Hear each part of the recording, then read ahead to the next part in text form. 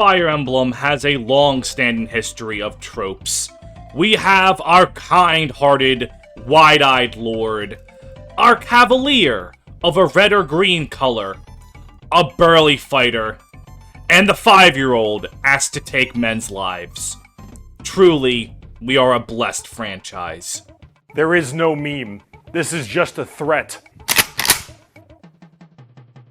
Yeah, it really is funny how much Fire Emblem loves sending children out.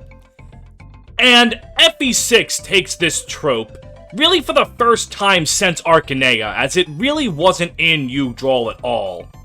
Because Fire Emblem 6 is kind of like this weird stepchild between FE1 and FE5, where it comes out kind of like neither despite being like both. For better and for worse. And because it was the first game with supports, it was the first time we got to see some of those tropes in Arcanea actually fleshed out a bit. Now, Tiki was one of the characters who actually did have a lot of dialogue and a very solid character. Not just for Arcanea standards, just period. So, it's actually interesting to see what exactly Faye does to separate herself from Tiki in a way that makes her more her own as opposed to other characters of that archetype. Unfortunately, Fire Emblem 6 does not have a support viewer. So in order to show the supports, I had to get complicated. And by complicated, I mean I had to download them from YouTube. So thank you very much to Shadow King bunch of numbers for downloading and uploading every single Fire Emblem 6 support to YouTube like a decade and a half ago. Your contributions to society will not be forgotten as long as I draw breath. So, the first bit I want to go over with Faye is her support with Sophia, because that's kind of the main one. Now, it starts unassuming enough. Faye is just wondering about the passage of time. Sophia grows older, while Faye doesn't, and this confuses her.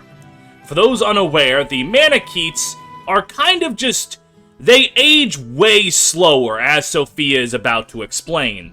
So, it's likely that Sophia is not the first person Faye has seen grow up while she remains a child. Now, this doesn't really start that upsetting, it's just Faye noticing, wow, I want to grow up someday. It's a very little girl thing to do, you know? We all want to be adults when we're kids, and all adults want to be kids when they're adults, and the passage of time is cruel and unending. So nothing too crazy at the start here. Until the B support. The B support is where this gets, for lack of a better word, depressing. Because absolutely no piece of media that has, like, a creature that has an elongated lifespan, none of them are like, actually, immortality is cool. If you know of a piece of media that has a character that doesn't grow up and is just practically immortal and is like, actually, immortality is radical, please let me know. Because that would sound like a fun little diversion of things. But, actually, as I'm uploading this, there is some anime, I think it's like Fearin' or something, about an elf, and it's like, man, these long lifespans sure do cause problems. This idea never gets old. However, Fa is tiny. She is a child, and her brain is just like a child. And she doesn't understand what Sophia is talking about here. That her long lifespan is going to cause her to not grow up, while everyone she loves and cares about will grow old and die. Because Fa is very young. I don't think she has a canonical, like, mental age, but she's very clearly a little kid. I want to say, like, 4, 5. I don't have much interaction with children outside of my nephew. And I think she's younger than him, and he's in elementary school. Very clearly, she's a little kid. She doesn't grasp really anything. So she starts crying, and Sophia, when you're faced with a crying child, does the natural human reaction to things. She tries to say the serious answer, and it doesn't work. Also, that's just where the support ends, by the way. Like, Hi, Fa, did you know that I'm gonna grow up and die? And then that's it. That's the support. It does kind of show Sophia's kind of lack of understanding of social cues. She's a very awkward character by design. But that's a video for another time. So, immediately, though Faye herself is this very kid, I know say, oh, a very kid, but really, she's the most kid to ever kid. She's hyper-energetic, always wants to play. She is literally just a child. There's no other word to describe her. And though her personality is very fun, and her, like, character is, because, you know, energetic kids are fun, as long as they're not your own. And despite that, her character is very tragic and depressing, despite the character herself never being so. Like, we get to the resolution, I put in quotation marks, with Sophia and Faye, and Faye is coming up to ask about, you know, Sophia growing older and blah blah blah. Fa very clearly does not understand, right? Like, she doesn't get it. She's too young to comprehend death. And Sophia is saying, I'll always be with you. I'll always be your friend. The audience knows what that means. Sophia is not saying that Faye won't just, like, outlive her. Sophia's saying she'll always be there in, like, a spiritual sense. And Faye doesn't get it. And that's the thing here. Faye is a very tragic character, specifically because she is ignorant to how doomed she is by the narrative. And that is a brand of depressing character that honestly can sometimes hit harder than a character who outright knows their circumstance. And because Faye is so cheerful and so cheery normally, it makes the fact that she is going, like, the depression that they bring up, the sad state that she's going to outlive Egren, Sophia, and her loved ones, actually kind of makes it hit harder. And it's also worth noting that Fa has some depressing supports in general. Like, Egren's support is all about Egren's dead baby that Faye used to play with before she died. And again, Faye doesn't understand what Egren is talking to her about. It's, again, she's not fully aware of what Egren is talking about. The world around her is cruel. Faye herself doesn't get it. Then there's also her support with Elfin, which doesn't even let her have a cute one without being kind of sad at the end. It's, Faye spots a pretty blonde boy, and like many young girls, she's like, wow, he's really, really cute. I'm gonna marry him for no other reason than he's cute. And Elfin does the mature adult thing. He's like, oh, ha ha ha, you silly young girl. And she's like, will you wait for me to grow up and then we'll get married? And Elfin's like, oh, sure, you know, a dismissal answer. But even Elfin remarks, I'm gonna be dead by the time she grows up. So she really can't even have that. And I think the fact that Faye doesn't really ever come to direct contact with that. Like, at no point in any of her supports does Fa get that, like, anything, really. She's just a kid, and the people around her want to keep that innocence and cheer to her because they know that the horrors of the world will eventually take it away for them. And that, in a way, is even more tragic, like I said, than if a character directly knows it. So I think Faye is really good. I think she does a brand of character that I don't know if Fire Emblem really does, and that's ignorance, at least in this sense. There are plenty of ignorant Fire Emblem characters. My second character analysis ever was on Shannon. Like, I know ignorance. But in the sense that they don't understand their fate, that is something that Faye has that Tiki would eventually elaborate on in Awakening, but this was well before Awakening. It was an undertone of FE3, like the fact that Tiki would grow old without Marth, like that was there, but it was never at the forefront like it was with Fa, and then this idea is eventually taken with Awakening Tiki, and just taken to, in my opinion, the best level it's been. I think Awakening Tiki does this whole thing incredibly well. But this entire time, I've been talking about ignorance and how it can create a depressing character who otherwise is very much not depressing. So, what if, by some chance, the child was aware of how doomed by the narrative they are? Well, then you would get Myrrh, a character who is incredibly well aware of how doomed she is, for a number of reasons. Unlike Fa, that's not even a real pronunciation. Oh, that reminds me, if you've been wondering why I've been flip-flopping between Fa and Faye, it's specifically because mispronouncing a character's name is the surefire way to get someone to comment, to tell you you're dumb for mispronouncing a name, and YouTube loves comments. So if you've commented about how I've been mispronouncing a name, congratulations, you've fallen directly into my trap. You absolute buffoon. So, Myrrh, unlike Fa, is definitely meant to be a little bit of an older child. I think roughly around 12 to 13. Well, that's a little old, excuse me. That's assuming every 100 dragon years is every 100 human years is one dragon year, and that gets mentioned in a bit. But she's very clearly not a toddler like Fa was. So, she has a bit more understanding of the world and everything around her.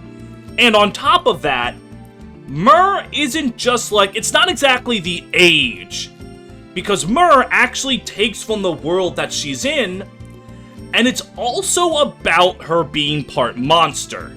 It's, yes, the longer lifespans are a problem, and that is something Myrrh goes into, but she also takes into account the fact that she can become a giant dragon, and that is generally not something people can do in the real world. Except my buddy Jim did it once. So let's look into her supports with Celia to tell you what I'm talking about. So it starts with both of them being very quiet. These are two solemn characters, which is another thing. Myrrh has a much darker color palette than Tiki and Fa, who have this bright pink, like in Tiki's clothes and Fa's hair. Myrrh is more subdued. She's got dark red eyes, dark purple hair. She just looks more depressing. Which is just a testament to Fire Emblem character design. So it starts, Celia is her guardian. Kind of like Bantu to Tiki, Egren to Fa. The dragons have a government-mandated guardian with them. So Myrrh is just trying to be nice. She wants Celia to do something for himself rather than have to go all around trying to just be by her side. Immediately, she's characterized as nice, and Celia gives the exposition. I tried to combine explanation and exposition into one word. And he's like, you're the dragon, that's what I gotta do. And Myrrh, her father's the big grand dragon, not her. So this starts, again, fairly typical. There's nothing inherently sad going on right now. It's just, Myrrh wants to be treated as a normal girl. Celia's like, but you're dead. And that's just kind of where the conversation goes. And Myrrh is about to be like, no, I like Celia. She likes the company. Because, and we'll see very quickly, she doesn't get much company other than Saleh, and this is where some really depressing crap happens, as is typical for the government-mandated child. Something she wants to ask. If her father has visited Careplen, alright? We've learned this. This is just like world-building stuff. Like, Careplen and the dragons are weirdly enough the only bit of world-building Sacred Stones does. I don't know why. It's just what they chose to focus on. Regardless, Father dedicated his life to protecting humans. For the longest time, I could not fathom why he would do this. And she's learning to love being around people. Time for that to be a problem, because heaven forbid this girl like to have friends. That I will continue to fight as he did for all humanity. And it's the A support where just things go wrong. Kind of. Because Myrrh is, hey, it's Saleh that starts this one. Would you please come to the village? He just wants her to come to Careplen to see other people. And this is when Myrrh's unique brand of depression, which is separate from most of the other dragons, honestly. Except for the Tellius dragons, and even then, the whole issue of them being different from humans isn't because they're dragons, it's because they're Lagoo, and that's a whole other story. And Myrrh is about to bring up her loneliness and isolation. It's because I'm a dragon. My father explained it to me. We are both human and monster. And because we are both, we are also neither. We have the power of dragons, therefore we cannot live together with humans. We have the hearts of humans, therefore we do not belong with monsters. We are outcasts in this world, never a part of either community. And so we live our lives alone, never to be understood by anyone. Keep in mind, this is like a child. A child is telling a grown man, I am destined for a life of loneliness, pain, and misery. And the worst part is, you can kind of see where she's coming from. Because, like, one of the first things when she's introduced is Erica's like, what is this unidentified child? She has wings? What is she? Like, she's different. And she's just resigned herself to a fate of being a social outcast. And Saleh actually comes with a very good point. That there are people who are worse than any monster. I do not think of you as such when they are way worse monsters among my own kind. That's actually a really good bit of character from Saleh. So I actually really like that line. But this one conversation shows so much about Myrrh.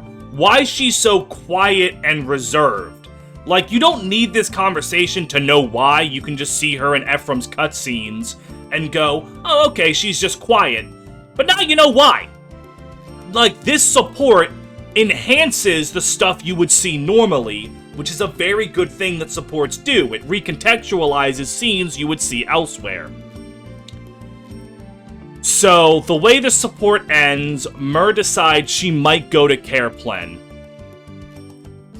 And that when she does have to go back to isolation, when she inevitably will, she'll be happy with memories. Which is, again, something Tiki would elaborate on. I'm used to the pain of loss. Do not deprive me of the joy of having. One of the greatest lines in all of Fire Emblem. The gays go crazy for it with Savory and Tiki, and I'm right there with them. It's a good goddamn line. So that's what Myrrh's outline is. Someone who's quiet, reserved, who's resigned herself to that loneliness and isolation. Which is inherently depressing, obviously, but it's a different flavor, but also not. Like, she is different from how Fa and Tiki are depressing, but the similar idea is that they're all in their own world. they can't really exist in the real world due to whatever reasons that they have. Dozla gives Myrrh a much more light-hearted support at the start. And at first, Dozla is being the funky uncle, which is what he is to everyone. He has support with Ewan, where he's a funky uncle. With Larshel, he's kind of a funky grandpa. Like, Dozla is just father. I describe Fa as, like, child. Dozla, not father, actually, uncle. He's responsible, but he's also really lighthearted and funny. And this is where we get the payoff. It's impolite to ask a woman her age, that's what Ephraim says. I think you're being rude. Like, that's a funny little line. You're still young, I don't think you need to worry about that. Which is right, like, that's a thing for a fully grown woman. A child doesn't care about that. And here we get the only two characters in Sacred Stones with canonical ages. Dozla is 47, and Myrrh is roughly 1,200 years old. Stop teasing me. You don't have to be shy, just tell me how old you are. So that's why I thought Myrrh was like 12 to 13. Because if we take... That's like the most simplified math possible. But regardless, around there.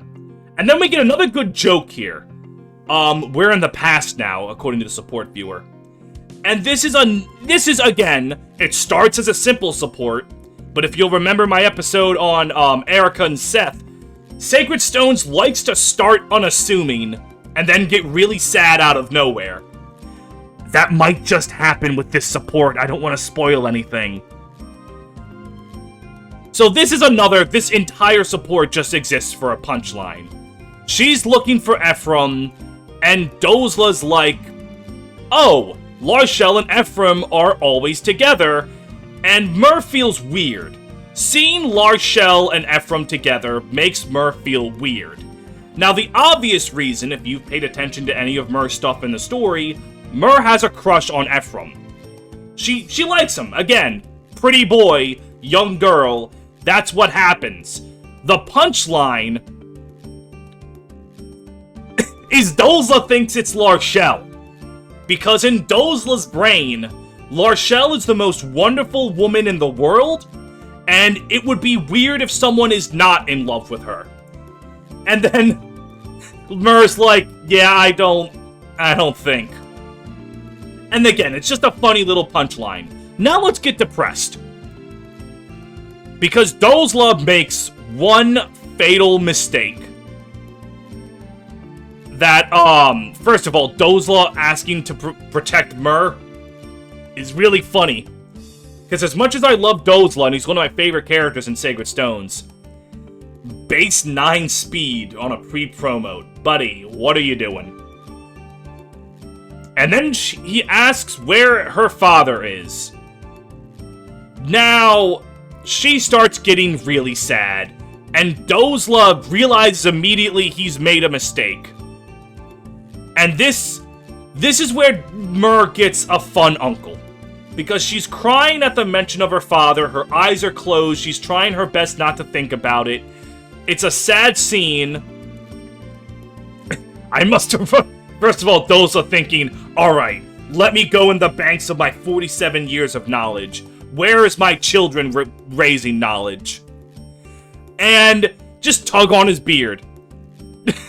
Yanking on his beard. That is his incredible intellect at work there. And it does show again, Myrrh is a child. She misses her father. If you're a sick sack of shit, you can have her kill her father's mummified corpse. But who would do that? Right. And it blends the comedy of the first two with a nice heartwarming, not outright like tearjerker depressing scene, but it's just an air of sadness surrounds Myrrh wherever she goes. She just is depressing.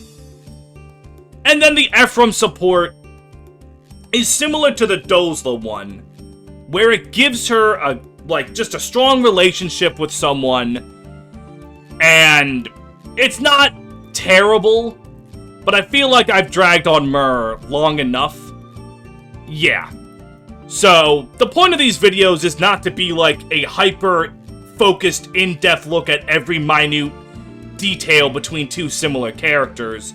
I just wanted to show that through the Celeste support, Myrrh, and through Fa's supports with Sophia, how they take the idea of depression, of the tragedy of a monster's life, and how you can do it in two different ways. I like Myrrh a little more because of the great lines in the Soleil support, but if you told me you liked Fa more, I mean, it wouldn't bother me anymore. I pay bills, I don't care about that stuff. But both do their jobs really well. And again, I just wanted to highlight that. Now, I have to end this video.